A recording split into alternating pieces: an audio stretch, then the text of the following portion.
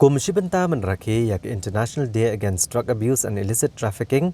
kipulet ke distrik East Khasi Hills serengkat ke jingit Trailang bat ke Tulba. Bila penlong ya ke rali jom ditok-tok akan ombak Shillong kabla sedang na ISBT mulai Syafai Brigade.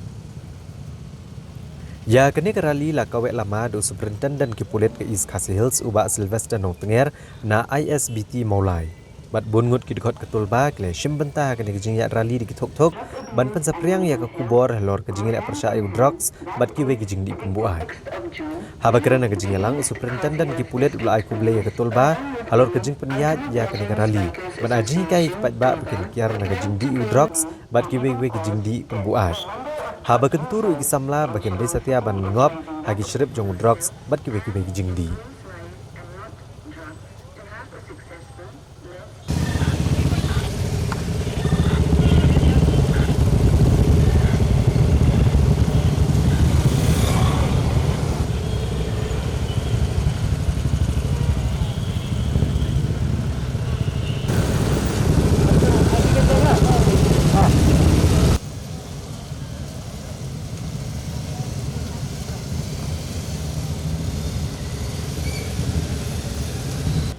Bắt ngay là cái chính thu trong cái này cái lông cũng đâu ban khang persia ya kecing penan kam paklai yo drugs bat ban te la kam ya kata kajing salan bian yo drugs ban ngangit kam bagani kam sulong tang karong phong ne ban pedep ya program ndai ka dandu kajing mun ban rak ting hong nadu tolong ya kajing sdio go bami no drugs bang bau drugs udai nong chun bakratan ya ke em lang zalang upenjat ya ki long ying long sem upen kala nong tu ya kina belului tang ban yo the drugs bangong husia pada na kajima jong drugs bangin ang bangin dei in long bra drugs namar haba filama di drugs himla lai ngajui kina anda kilama di drugs jelas tang menkerni anda la kerni wa malasi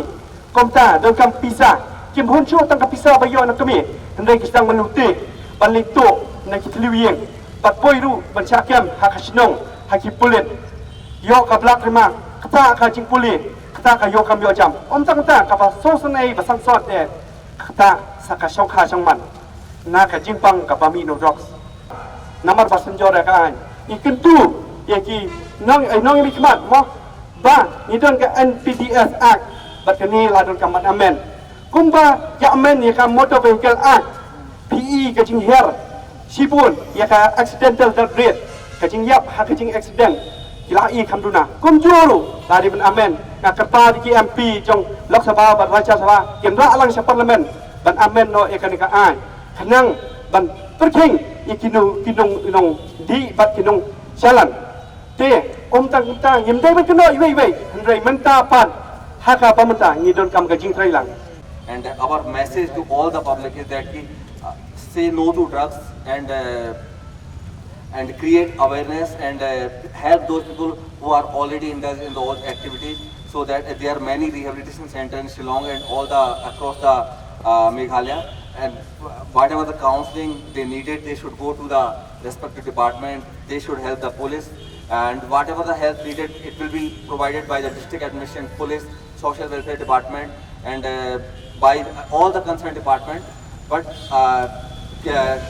spread the message that the drugs are not only destroyed the person but entire family being destroyed.